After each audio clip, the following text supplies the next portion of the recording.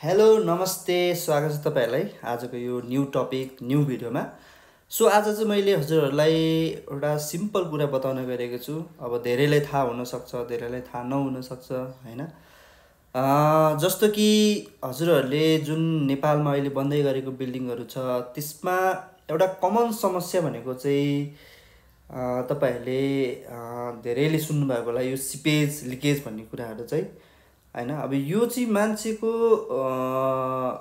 एउटा थाहा भएर होस् अथवा थाहा नभएर होस् हैन, यो कमन गल्तीहरु चाहिँ गरेको कारणले चाहिँ यो खालको समस्याहरु चाहिँ आइरहेको छ। अहिले एउटा कमन समस्या, एउटा ट्रेन्डिङ समस्याको रूपमा चाहिँ अहिले नेपालमा रहेको छ यो समस्या। सो तपाईहरुले देख्नु भएको होला यो सिपेज लिकेज हैन, यसको समाधान गर्दै गरेको भिडियोहरु तपाईहरुले बजारमा धेरै नै पाउन सक्नुहुन्छ। के यो गर्न जरुरी थियो र? यदि थिएन भने यो हालको हामीले एउटा खर्च गर्नुपर्ने, एउटा मेन पावर लगाउनुपर्ने हैन, एउटा इन्भेस्टमेन्ट गर्नुपर्ने, जस्तो रिइन्भेस्टमेन्ट भन्छ यसलाई चाहिँ। जस्तो तपाईले सुरुमै एउटा बिल्डिङ बन्ने क्रममा नै यी कुराहरु ध्यान दिएन भने त यो खालको समस्याहरु आउने हो हैन। सो त्यो भएको कारणले चाहिँ हजुरहरुले एउटा बिल्डिङ कन्स्ट्रक्सनमै हामीले ध्यान पुर्याउनु पर्ने कुराहरु चाहिँ धेरै हुन्छ के हैन। ती मध्ये पनि एउटा कमन कुराहरु हुन्छ जसले गर्दा चाहिँ यो खालको समस्याहरु आउँछ हैन। जस्तो कि तपाईहरुले देख्नु भएको होला एउटा ढलानबाट पानी छिरेको हुन्छ, स्ल्याबबाट पानी छिरेको हुन्छ। अर्को कुरा भनेको वालतिर सिपेज लिकेजहरु देखिन्छ, ड्यामेजहरु देखिन्छ अथवा क्र्याकहरु देखिन्छ। अब क्र्याकको बारेमा मैले पहिला पनि भिडियो त बनाइसकेको छु, हेर्न सक्नुहुन्छ हजुरले।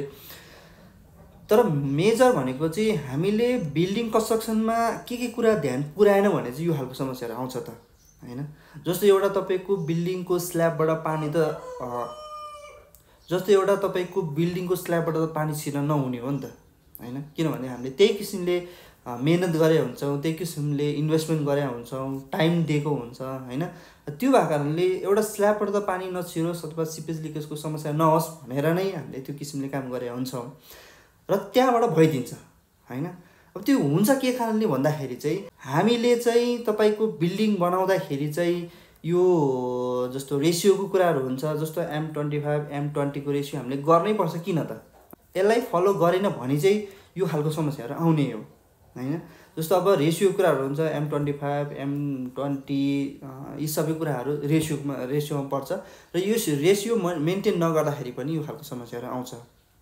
र अर्को कुरा भनेको जस्तो हामीले सटरिङ गर्दाखेरि गर्ने कुराहरु भयो, जस्तो अब हामीले रिबार को काम गर्दाखेरि गर्ने कुराहरु भयो। अनि अर्को कुरा भनेको भाइब्रेसन गर्दाखेरि गर्ने कुराहरु भयो हैन, लाइन लेभल हैन छ कि छैन। अर्को कुरा भनेको अब डिजाइनमा नि लोड क्याल्कुलेसन गर्ने कुराहरु भयो, यो गरेको छ कि छैन भन्ने कुराहरु चाहिँ म्याटर गर्छ कि यो खालको समस्याहरु आउनमा। सो त्यो भएको कारणले चाहिँ हामीले रिइन्भेस्टमेन्ट तिर जान भन्दा पनि एउटा प्रोपर इन्भेस्टमेन्ट चाहिँ सुरुमै गर्नुपर्ने हुन्छ। घर बनाउँदाखेरि नै हामीले त्यो खालको इन्भेस्टमेन्टहरु गर्नुपर्ने हुन्छ।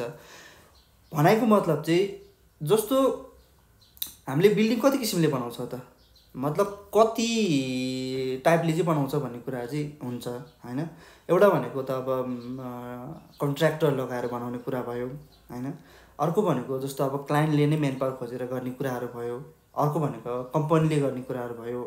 अब कम्पनीले गर्दाखेरि पनि जस्तो अब इन्डिभिजुअल गर्ने कुराहरु हुन्छ अथवा टेक्निकल पर्सन राखेर गर्ने कुराहरु हुन्छ, अथवा क्लाइन्टले पनि टेक्निकल पर्सनहरु राखेको हुन्छ हैन। अब यो टेक्निकल पर्सन राख्नु नराख्नु हजुरहरुको जिम्मा हुन्छ। किन भन्दाखेरि एउटा टेक्निकल पर्सन राखेर काम हुँदा र नराखेर काम गर्दाखेरि चाहिँ धेरै समस्याहरु आउँछन् हैन। सो त्यो भएको कारण त्यसको फरक छुटि नै हाल्छ। त्यसैले चाहिँ हामीले बिल्डिङ बनाउँदाखेरि नै जोबाट बनाए पनि एउटा स्ट्यान्डर्डलाई फलो गर्नुपर्ने हुन्छ। जस्तै हामीले इन्डियन स्ट्यान्डर्ड कोडहरु दिएको हुन्छ अथवा नेपाल बिल्डिङ कोडहरु दिएको हुन्छ, यो फलो गर्नुपर्ने कारण के त हैन। पछि यो खालको समस्याहरु नआओस् भनेर नै हो। जस्तो क्र्याकहरुको समस्या, सेटलमेन्टको समस्याहरु हैन, अब जस्तो सिपेज लिकेजको समस्याहरु अथवा बिल्डिङ टिल्ट हुने समस्याहरु यो नआओस् भनेर नै हामीले एउटा टेक्निकल पर्सन राखेर काम गर्ने हो। किन भन्दाखेरि उहाँहरुले एउटा theoretical knowledge plus practical knowledge प्रयोग गरेर चाहिँ त्यो समस्यालाई हामीले निराकरण कसरी गर्ने हैन। अब जस्तो काम गर्दाखेरि के कुरामा ध्यान पुर्याउनुपर्छ र कामदारले कस्तो कुरामा कुन पोइन्टमा चाहिँ मिस्टेक गर्छ भनेर चाहिँ उहाँहरूलाई थाहा हुन्छ हैन। एउटा एक्सपिरियन्स टेक्निकल पर्सन छ भने चाहिँ त्यसरी थाहा हुन्छ। सो त्यसैले चाहिँ हामीले टेक्निकल पर्सन चाहिँ अनिवार्य राख्नुपर्ने हुन्छ हैन।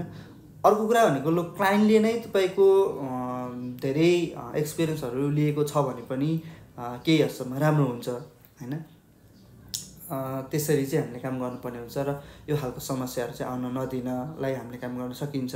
र अहिले बजारमा जति पनि यो seepage leakage treatment crack treatment भनेर आइरहेको छ हैन, यो चाहिँ हजुरले एकदम बुझेर गर्नुपर्ने हुन्छ। आफ्नो घरमा गर्न पर्ने अथवा नपर्ने, किन गर्नै पर्छ, किन नगर्दा पनि हुन्छ भन्ने कुरा चाहिँ जान्न जरुरी छ। अब त्यसको लागि चाहिँ हजुरले एउटा टेक्निकल पर्सनसँग नै कन्ट्याक्ट गरेर अथवा कन्सल्टेन्ट गरेर अगाडि बढ्नु होला हैन। अब यो जस्तो अब समस्या आइसकेर हामीले समाधान गर्नु र समस्या आउनै नदिन गर्ने कुराहरू चाहिँ फरक हुन्छ। जस्तो हामीले समस्या आउनै नदिन को हिसाबले त्यसरी काम गर्यो भने चाहिँ पछि तपाईँले रिइन्भेस्टमेन्टतिर जान परेन हैन। अब यो रिइन्भेस्टमेन्ट भने चाहिँ हामीले एउटा समस्यालाई समाधान गर्नको लागि चाहिँ जुन काम गरिन्छ त्यो चाहिँ रिइन्भेस्टमेन्टतिर जान्छ हैन। सो त्यो भएको कारणले ती कुराहरूमा ध्यान पुर्याएर काम गर्नुपर्ने हुन्छ। र अर्को कुरा भनेको हामीले एउटा कन्ट्र्याक्टर अथवा कन्सल्टेन्ट अथवा कम्पनी जो भए पनि एउटा बुझेर हजुरले अगाडि बढ्नुपर्ने हुन्छ। किन भन्दाखेरि धेरै समस्याहरू हामीले देखिरहेको छौँ। जस्तो अब कोही मान्छे चिनेको छ हैन, अब चिनेको मान्छे लगायो यो खालको समस्याहरू आयो भनेर धेरै समस्याहरू हामीले देखिरहेको छौँ, भोगिरहेको छौँ हैन। हामीले अब डेली नै त्यो खालको समस्याहरू चेक गर्ने कुराहरू हुन्छ हैन।